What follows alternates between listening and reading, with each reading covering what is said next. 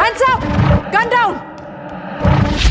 গেল বারে যা ভুল হয়েছে খয়রাগড় ব্লাস্ট কেসের পর এবারে যেন আর না হয়। অনেকগুলো কনস্পিরেসি থিওরির জন্ম হয়েছে। স্যার জেএসএম ওদের সুপার সেল অ্যাক্টিভেট করে ফেলেছে। আমার ভাইকে মারতে পারলে না, তাই আমাকে মারার চেষ্টা করছো। এই হলো পঙ্কজ সিংহ, দ্য লায়ন কিং।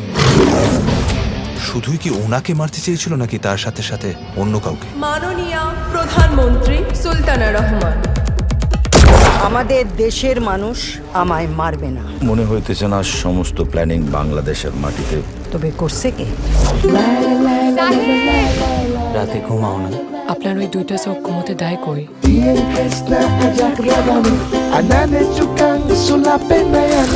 এই দুনিয়া আর আগের মতো নাই। সব দেশের নেতা খুনি, আপনার দেশের নেতা, আমার দেশের নেতা নিজেদের স্বার্থের জন্য নিরপরাধদের মারে। কিছুদিনের মধ্যেই আমরা বাংলাদেশ যাব। প্ল্যানিং ইন্ডিয়াতে, কিলিং বাংলাদেশে। আমাদের বাংলাদেশে আবার পারমিশন চাই স্যার, ইমিডিয়েটলি। Mission M2। এটা আমার ঘরের মামলা, আমরা ঠিক করব, ইন্ডিয়া না। প্রশ্নটা ইন্ডিয়া বা বাংলাদেশের নয়, সন্ত্রাসবাদীদের কোনো দেশ হয় না, তাদের একটাই পরিচয়, তারা সন্ত্রাসবাদী। সন্ত্রাস দমন। স্যার, হাত করার যেরকম হাতকে ছাড়া চলে না, তেমনি আমারও আপনাকে ছাড়া চলে না। এখন তো আমরা সত্যিকারেরই হয়ে গেলাম পার্টনার্স ইন ক্রাইম। জঙ্গলে অনেকেই থাকে, কিন্তু রাজা একটাই, Singh, Pankaj Singh. Bond, James bond.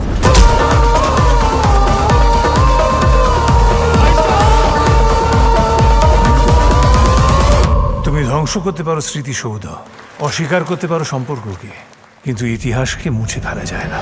ভাইয়ের মায়ের এত স্নেহ কোথায় গেলে পাবে কে? যতদিন গঙ্গা বইবে, পদ্মা বইবে, তোমার চরণ ভারত বাংলাদেশ একসাথেই রইবে। আমার ধরে আমি হারতে আসিনি পঙ্কজ সিনহা, হয় জিতবো নয় মরবো।